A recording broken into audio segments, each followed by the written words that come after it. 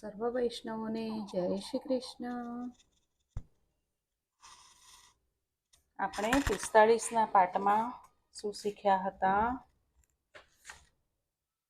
કે તમારી કોઈ નિંદા કરે અને તમે તે સહન કરી લો તો તમારું પાપ તેના માથે જશે અને તેમનું પુણ્ય તમને મળશે. એટલે અગર આપણે કોઈની નિંદા કરીએ તો એનું પાપ આપણા માથે આવે છે. તો આપણે શું શીખ્યા આમાં કે આપણે કોઈની નિંદા કરવી જોઈએ નહીં. ઉપવાસ કરવાથી શરીરની શુદ્ધિ થાય છે, પાપ બળે છે, શરીરમાં સાત્વિક ભાવ જાગે છે. પછી આપણે શીખ્યા હતા કે આપણે જ્યારે યાત્રા કરવા જઈએ ત્યારે આપણે ભૂમિ ઉપર શયન કરવું જોઈએ અને ભગવાનને પ્રસન્ન કરનારા વ્રત કરવા જોઈએ. કળિયુગમાં આપણે અગર જવાયું નહીં ક્યાંય તો મનથી આપણે સત્કર્મ કરીએ તો પણ આપણને તેનું પુણ્ય મળે છે. દાખલા તરીકે આપણે વ્રજમાં જવાની બહુ ઈચ્છા હોય પણ આપણે જઈ નથી શકતા, તો આપણે મનથી વિચારવાનું કે આપણે અહીંયા આ જગ્યાએ ગયા, આપણે આ કર્યું, એવું બધું આંખ બંધ કરીને મનથી વિચારવાનું, તો આપણને એનું પુણ્ય મળે છે. પરમાત્મા માટે અતિ પ્રિય વસ્તુનો ત્યાગ કરશો તો પરમાત્માને દયા આવશે. કાશી એ જ્ઞાન ભૂમિ છે. કાશી છે એ જ્ઞાન ભૂમિ છે, અયોધ્યા વૈરાગ્ય ભૂમિ છે અને વ્રજ ભૂમિ એ પ્રેમ ભૂમિ છે. વ્રજ રજમાં કૃષ્ણ પ્રેમ ભરેલો છે. જ્ઞાન, વૈરાગ્ય અને ભક્તિ એ ત્રણેય નર્મદા કિનારે સિદ્ધ થાય છે. કૃષ્ણ વ્રજમાં ઉઘાડા પગે ફરે છે, તેથી વ્રજરજ અતિ પાવન છે. પછી યમુના કિનારે લૌકિક વાતો કરવી એ પાપ છે. યમુના કિનારે જ નહીં, કોઈ પણ તીર્થ કરવા આપણે જઈએ ત્યાં આપણે લૌકિક વાતો કરીએ તો પાપ છે. જગતના કોઈ સ્ત્રી પુરુષમાં જળ પદાર્થમાં આનંદ નથી. પ્રભુ પોતે જ એવું કહે છે. પ્રભુ શું કહે છે કે જગતના કોઈ સ્ત્રી પુરુષમાં જળ પદાર્થમાં આનંદ નથી, તમે મારી પાસે આવો. આપણે કયા પ્રભુનું ધ્યાન કરવું જોઈએ તો જલ્દી તન્મયતા થાય. ગાયોની વચ્ચે બિરાજેલા શ્રી કૃષ્ણનું ધ્યાન કરવાથી જલ્દી તન્મયતા થાય છે. ઇન્દ્રિયોને પરમાત્મા સાથે પરણાવો. કોઈ પણ રીતે જગતને ભૂલી જાઓ અને પ્રભુ પ્રેમમાં તન્મય થાવ, આ સર્વ સાધનનું રહસ્ય છે. વિરહ અતિશય તીવ્ર બને છે ત્યારે પરમાત્મા મળે છે. જીવ ઈશ્વરને સાથે રાખે તો તેને બીક લાગશે નહીં. મસ્તક એ બુદ્ધિ પ્રધાન છે. મસ્તક એ બુદ્ધિ પ્રધાન છે, તેમાં પ્રભુને પધરાવો તો તમારા મનમાં કોઈ વિકાર વાસના વિકાર થશે નહીં. પછી તીર્થમાં સ્નાન કરવાથી મન એકદમ શુદ્ધ થતું નથી. આપણે તીર્થોમાં જઈએ તો આપણું મન એકદમ શુદ્ધ થતું નથી, પણ મન એકદમ શુદ્ધ ક્યારે થાય? જ્યારે ત્યાં રહેલા કોઈ ભજનાનંદી સંત હોય તેનો સત્સંગ કરીએ તો મન અતિ શુદ્ધ થાય છે. હવે આગળ જોઈશું. સચ્ચિદાનંદ રૂપાય વિશ્વોત્પત્યાદિહેતવે તાપત્રય વિનાશાય શ્રીકૃષ્ણાય વયં નમઃ. જે જગતની ઉત્પત્તિ, સ્થિતિ અને વિનાશનો હેતુ છે તથા જે ત્રણેય પ્રકારના તાપોના નાશ કરવાવાળા છે એવા સચ્ચિદાનંદ સ્વરૂપ ભગવાન શ્રી કૃષ્ણને અમે વંદન કરીએ છીએ. વિદુર ઉદ્ધવજીનો દિવ્ય સત્સંગ થાય છે. આપણે ગયા વખતે જોયું હતું ને કે ઉદ્ધવજી પ્રભુની પાદુકા લઈને વ્રજમાં પધાર્યા અને ત્યાં એમને વિદુરજી મળ્યા અને એ બંનેનો સત્સંગ થયો. સત્સંગમાં મનુષ્ય જીવે એટલું જ મનુષ્ય જીવ્યો કહેવાય. આપણે સત્સંગમાં જેટલું જીવીએ એટલું જ આપણે જીવેલા કહેવાઈએ. સંતોના મિલનમાં કેવળ ભગવાનની જ વાતો થાય છે. સંત મળે તો તેમને તમારી લૌકિક વાતો પૂછશો નહીં. કંઈ બહુ મોટા સંત મળે તો લૌકિક વાતો એમની સાથે કરવી નહીં, કે લૌકિક વસ્તુઓ પૂછવી નહીં કે મને આ નથી મળતું તો ક્યારે મળશે. કોઈ કહેશે મને દીકરા નથી થતા, કોઈ કહેશે કે મને આ વસ્તુઓ જોઈએ છે, તો એવી લૌકિક વસ્તુઓ આપણે સંતોને પૂછવી જોઈએ નહીં. સંતોના મિલનમાં કેવળ ભગવાનની જ વાતો થાય છે. યમુનાજીને આજે અતિશય આનંદ થયો છે કે મારા પ્રભુની લીલાઓનું આ લાડીલા ભક્તો વર્ણન કરશે. ઉદ્ધવજી અને વિદુરજી મળ્યા એટલે યમુનાજીને તો બહુ આનંદ થયો કે આ બંને મળીને મારા પ્રભુની લીલાઓનું વર્ણન કરશે, મારા શ્રી કૃષ્ણની વાતો કરશે, મારા શ્યામ સુંદરના વખાણ કરશે, તેમની લીલાઓ ગાશે. હું મારા કૃષ્ણની લીલા સાંભળીશ. યમુનાજી સ્તબ્ધ થયા છે. પ્રથમ બાળ લીલાનું વર્ણન કર્યું, પૌગંડ લીલા, પ્રૌઢ લીલા, બધી લીલાઓનું સંક્ષેપમાં વર્ણન કર્યું, જે આપણને આગળ ઉપર સંભળાવશે. ઉદ્ધવજી કહે છે, મને પ્રભાસમાં ભાગવત ધર્મનો ઉપદેશ કર્યો. પ્રભુએ ઉદ્ધવજીને ઉપદેશ કર્યો હતો ને, તો ઉદ્ધવજીએ વિદુરજીને કહ્યું કે મને પ્રભાસમાં ભાગવત ધર્મનો ઉપદેશ કર્યો અને મારા પ્રભુએ મને બદ્રિકાશ્રમ જવાની આજ્ઞા કરી છે. તમારા દર્શનથી મને ઘણો આનંદ થયો છે. વિદુરજી કહે છે, પ્રભુએ તમને ભાગવત ધર્મનો જે ઉપદેશ કર્યો તે મને સાંભળવા ઈચ્છા છે. વિદુરજીએ કહ્યું કે તમને પ્રભુએ જે ઉપદેશ કર્યો એ મને સાંભળવા ઈચ્છા છે. હું જાતિહીન છું, કારણ કે વિદુરજી તો દાસીપુત્ર હતા ને, એટલે વિદુરજી કહે છે હું જાતિહીન છું પણ કર્મહીન નથી. પણ વૈષ્ણવો તો દયાના સાગર હોય છે. ભગવાનની થોડી કૃપા મારા ઉપર પણ હતી. આપ મારી ઈચ્છા પરિપૂર્ણ કરો. કઈ ઈચ્છા હતી વિદુરજીની? પ્રભુએ જે ઉપદેશ, ભાગવત ધર્મનો ઉપદેશ ઉદ્ધવજીને આપ્યો હતો એ સાંભળવાની વિદુરજીની ઈચ્છા હતી. એટલે વિદુરજીએ ઉદ્ધવજીને કહ્યું કે તમે મારી ઈચ્છા પરિપૂર્ણ કરશો, મને સાંભળવાની ઈચ્છા છે. હું અધમ છું, પણ મારા ભગવાને જે ઉપદેશ તમને કર્યો છે તે ઉપદેશ તમારી પાસેથી શ્રવણ કરવાની મને ઈચ્છા છે, તો આપ કૃપા કરીને મને સંભળાવો. ઉદ્ધવજી કહે છે, વિદુરજી, આપ સાધારણ નથી. મનુષ્ય સ્વભાવથી દીન થતો નથી ત્યાર સુધી તે ભગવાનને ગમતો નથી. આપણામાં અભિમાન હોય ત્યાં સુધી ભગવાનને આપણે ગમતા નથી. આપણે જ્યારે દીન થઈએ સ્વભાવથી ત્યારે ભગવાનને ગમીએ છીએ. જ્યાં નજર જાય ત્યાં શ્રી કૃષ્ણના દર્શનની ભાવના કરશો તો દૈન્ય ભાવ થશે. વિદુરજી, તમને વધારે શું કહું? મને ઉપદેશ કર્યો ત્યારે મૈત્રેયજી ત્યાં બેઠા હતા. હવે ઉદ્ધવજી કહી રહ્યા છે કે મને જ્યારે પ્રભુએ ઉપદેશ કર્યો ત્યારે મૈત્રેયજી ત્યાં બેઠા હતા. ભગવાન સ્વધામ પધાર્યા ત્યારે વસુદેવ દેવકીને નહીં, રૂકમણી સત્યભામાને નહીં, પરંતુ તમને 3 વાર પ્રભુએ યાદ કર્યા હતા. કેટલું સરસ. ઉદ્ધવજીએ શું કહ્યું કે જ્યારે પ્રભુ સ્વધામ પધાર્યા, ઉપદેશ કર્યા પછી સ્વધામ પધાર્યા, તો ત્યારે પ્રભુએ 3 વાર વિદુરજીને યાદ કર્યા હતા. મારો વિદુર મને યાદ આવે છે. મને કહેતા હતા કે મેં એક વખત વિદુરના ઘરની ભાજી ખાધેલી છે, તેની મીઠાશ હજુ ભૂલાતી નથી. મને તે ભાજી યાદ આવે છે. બોલો, પ્રભુ આ યાદ કરે છે. ભગવાન જેને મારો કહે છે તેનો બેડો પાર છે. એટલે જ આપણે પ્રભુને કહેવાનું ને હંમેશા કે પ્રભુ, હું તો તને કહું છું જ કે તમે મારા છો, પણ એકવાર તમે કહી દો કે હું તમારો છું. ભગવાન જેને કહે કે તું મારો છે તેનો બેડો પાર છે. સાધારણ વ્યવહારમાં પણ કોઈ કોઈને જલ્દી કહેતું નથી કે તું મારો છે. જીવ મંદિરમાં જઈને ભગવાનને કહે છે કે હું તારો છું, અને ઘરે આવીને બબલીની બાને કહે છે કે હું તારો છું. મંદિરમાં જે ભગવાનનો હતો એ ઘરે આવ્યા પછી બીજાનો થઈ ગયો. એટલે ભગવાન પ્રસન્ન થતા નથી અને કહેતા નથી કે તું મારો છે. મંદિરમાં જે ભગવાનનો હતો તે ઘરે આવ્યા પછી ભૂલી ગયો કે હું કોનો છું. ભગવાનને ઘણા લોકો કહે છે કે હું તમારો છું, પણ કોઈ એમ નથી કહેતું કે હું તમારો જ છું અને બીજા કોઈનો નથી.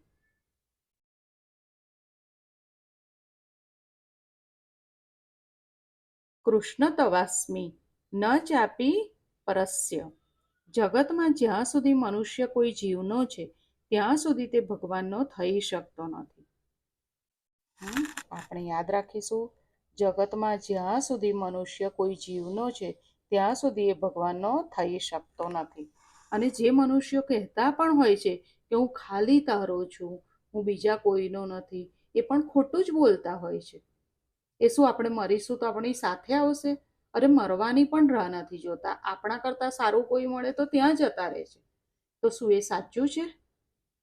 એટલે જગતમાં જ્યાં સુધી મનુષ્ય કોઈ જીવનો છે ત્યાં સુધી તે ભગવાનનો થઈ શકતો નથી.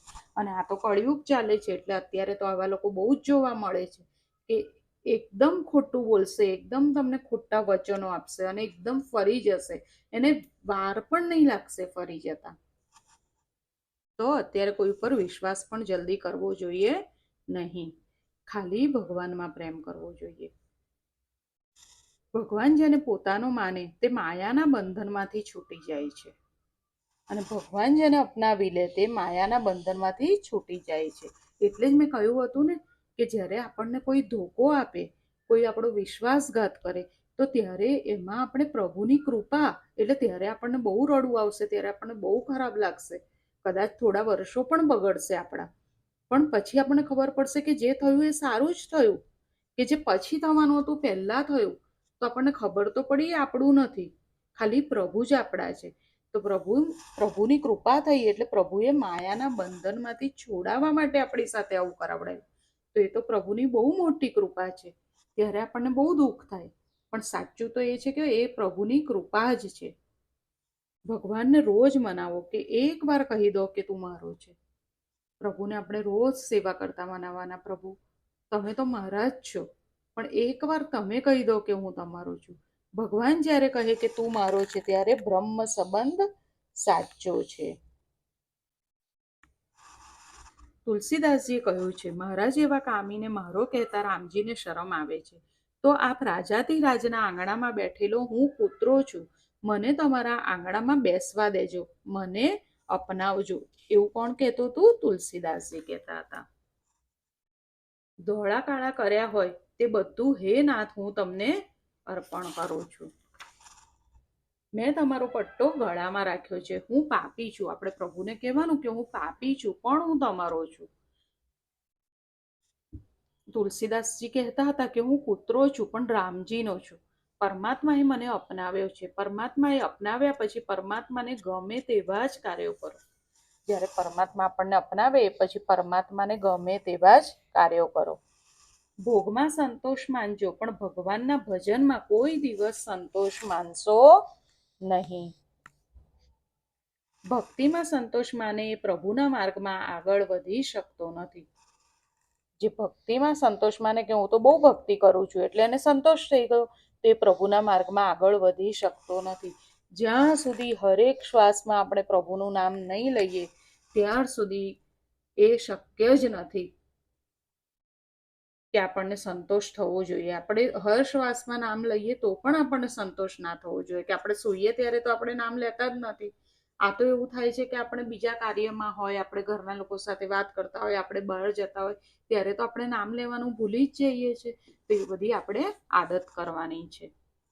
ભક્તિ એવી કરો કે ભગવાનને તમારું સ્મરણ થાય.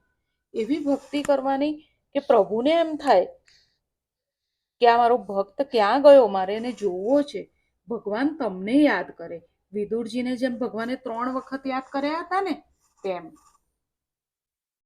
વિદુરજી પૂછે છે, ઉદ્ધવજી મારા ભગવાને મને યાદ કરેલો?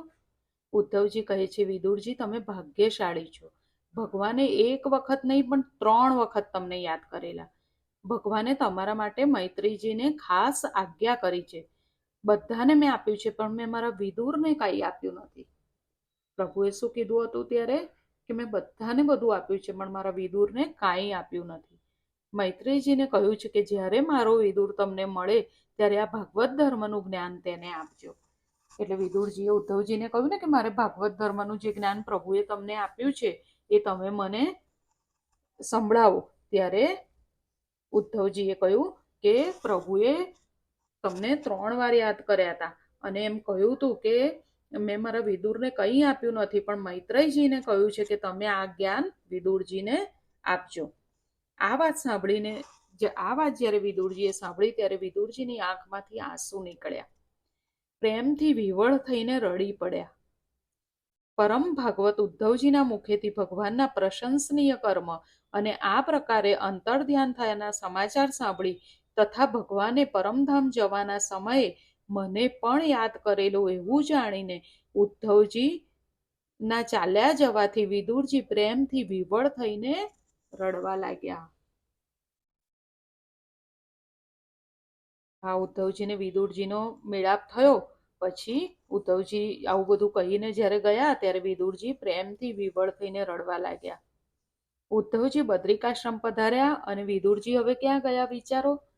વિદુરજી મૈત્રેય ઋષિના આશ્રમમાં ગયા. કારણ કે ઉદ્ધવજીએ કહ્યું ને કે ભગવાને મૈત્રેયજીને કહ્યું છે કે મારા વિદુરને આ ધર્મનું ઉપદેશ કરજો, જે મેં તમને કહ્યું એ. એટલા માટે હવે વિદુરજી મૈત્રેયજી ઋષિના આશ્રમમાં આવ્યા. યમુનાજીએ કૃપા કરી, વિદુરજીને ભક્તિનું દાન કર્યું.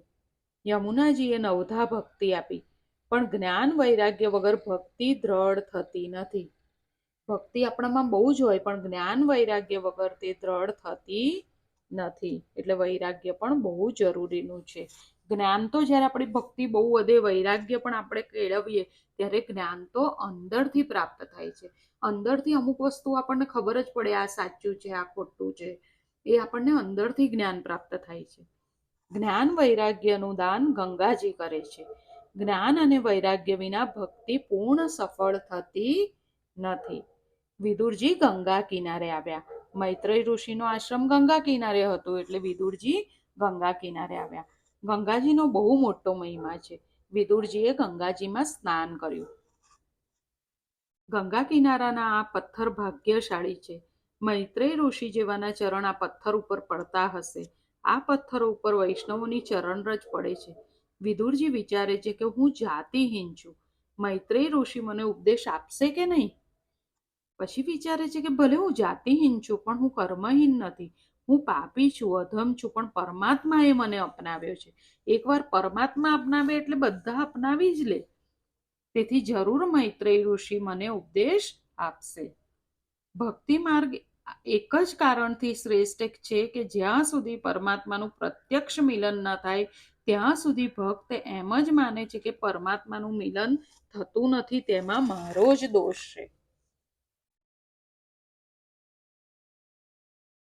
આપણે ફરી જોઈએ, આ ખાસ આપણે યાદ રાખવા જેવું છે. ભક્તિ માર્ગ એક જ કારણથી શ્રેષ્ઠ છે કે જ્યાં સુધી પરમાત્માનું મિલન આપણને ના થાય, ત્યાં સુધી ભક્ત એવું જ વિચારે છે કે પરમાત્માનું મિલન મને નથી થતું, ત્યાં એ તો એ મારો જ કંઈક દોષ બાકી છે, એટલે મને પરમાત્મા મળતા નથી.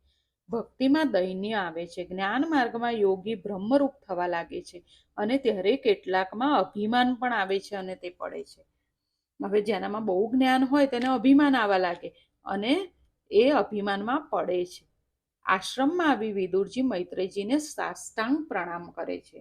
વિદુરજી ગંગા સ્નાન કર્યું અને મૈત્રેય ઋષિના આશ્રમમાં આવ્યા અને મૈત્રેય ઋષિને સાષ્ટાંગ પ્રણામ કર્યા. વિદુરજીનો વિનય વિવેક જોતા સૌને આનંદ થયો છે. મૈત્રેય ઋષિ કહે છે, વિદુરજી, હું તમને ઓળખું છું. તમે કઈ સાધારણ મનુષ્ય નથી. તમે યમરાજાના અવતાર છો. હવે આ ખાસ ધ્યાન રાખજો, વિદુરજી કોણ છે અને દાસી પુત્ર તરીકે કેમ જન્મ્યા, આ એની કથા છે. મૈત્રેયજીએ શું કીધું? વિદુરજી જ્યારે પોતાને કહેતા હતા કે હું જાતિહીન છું, તો મૈત્રેય ઋષિએ કીધું કે વિદુરજી, તમે સાધારણ નથી, સાધારણ મનુષ્ય નથી, તમે યમરાજાના અવતાર છો. માંડવ્ય ઋષિના શ્રાપથી તમારો આ દાસી પુત્ર તરીકે શૂદ્રના ઘરે જન્મ થયો છે. શું કહ્યું? કે તમને તમે પહેલા યમરાજા હતા, પણ તમને માંડવ્ય ઋષિનો શ્રાપ થયો અને એ શ્રાપના કારણે તમે દાસી પુત્ર તરીકે શૂદ્રના ઘરે તમારો જન્મ થયો છે. હવે આ જે કથા આવશે કે યમરાજા હતા અને વિદુરજી દાસી પુત્ર તરીકે કેમ જન્મ્યા, તો એ કથા આપણે આવતા વખતે સાંભળીશું. આજે આપણે શું શું શીખ્યા એ આપણે જોઈ લઈએ. આજે આપણે શીખ્યા કે જગતમાં જ્યાં સુધી મનુષ્ય કોઈ જીવનો છે, ત્યાં સુધી તે ભગવાનનો થઈ શકતો નથી. ભગવાન જેને પોતાનો માને તે માયાના બંધનમાંથી છૂટી જાય છે. ભગવાનને રોજ મનાવો કે એકવાર કહી દો કે તું મારો છે. ભગવાન જ્યારે કહે છે કે તું મારો છે, ત્યારે બ્રહ્મ સંબંધ સાચો છે. પરમાત્માએ અપનાવ્યા પછી પરમાત્માને ગમે તેવા જ કાર્યો કરો. એકવાર પ્રભુએ આપણને અપનાવ્યા પછી આપણને પ્રભુને જેવા ગમે એવા જ કાર્ય કરાય તો આપણને ખબર પડશે પ્રભુને શું નહીં ગમે. આપણે કોઈ પણ કાર્ય કરતા હોઈશું તો આપણને અંદરથી ખબર પડશે. આપણે પૂછવાનું પોતાની જાતને કે શું આ કરીશ તો મારા પ્રભુને ગમશે? કોઈ માણસ અત્યાર સુધી ખોટો કરતો હોય પણ એકવાર પ્રભુમાં બહુ પ્રેમ થઈ જાય પછી અગર એ કોઈને કંઈ ખરાબ કરતો હોય કે કંઈ ખોટું બોલતો હોય તો એ પોતાની જાતને પૂછે કે શું આ ખોટું બોલીશ, હું કોઈ વૈષ્ણવનું દિલ દુખાઈશ તો શું હું પ્રભુને ગમીશ? તો એ અંદરથી અવાજ આવશે કે આ પ્રભુને નહીં ગમે તો આપણે કરી જ નહીં શકીએ. અને અગર તો પણ એ કરે છે તો પ્રભુએ એને અપનાયો નથી. ભલે ગમે તેટલું નામ લે છે પણ પ્રભુએ એને અપનાયો નથી. ભોગમાં સંતોષ માનજો પણ ભગવાનના ભજનમાં કોઈ દિવસ સંતોષ માનશો નહીં. ભક્તિમાં સંતોષ માને એ પ્રભુના માર્ગમાં આગળ વધી શકતો નથી. ભક્તિ એવી કરો કે ભગવાનને તમારું સ્મરણ થાય. ભક્તિમાં કોઈ દિવસ સંતોષ માનવાનો નહીં કે ઓહો આજે તો મેં આટલું બધું પ્રભુનું નામ લીધું, આજે મેં આટલા કીર્તન કર્યા તો આપણને સંતોષ થઈ ગયો કે આનું ના પ્રભુ હજુ કરાવ. હર શ્વાસે આપનું નામ લઉં એવું પ્રભુ કરાવતું કે હું તને એક ક્ષણ પણ ના ભૂલું પ્રભુ એવું કરાવ. અને જ્યારે આપણે એવી ભક્તિ થશે ત્યારે ભગવાન આપણને યાદ કરશે. ભક્તિ માર્ગ એક જ કારણથી શ્રેષ્ઠ છે કે જ્યાં સુધી પરમાત્માનું પ્રત્યક્ષ મિલન ન થાય ત્યાં સુધી ભક્ત એમ જ માને છે કે પરમાત્માનું મિલન મને પ્રત્યક્ષ થતું નથી, તેમાં મારો જ દોષ છે. નહીતર તો પ્રભુ આયા વગર રહે જ નહીં, એટલે મારો દોષ છે, એટલે જ પ્રભુ મને મળ્યા નથી. આજે અહીંયા સુધી રાખીએ, ફરી જલ્દી મળીએ. સૌને જય શ્રી કૃષ્ણ.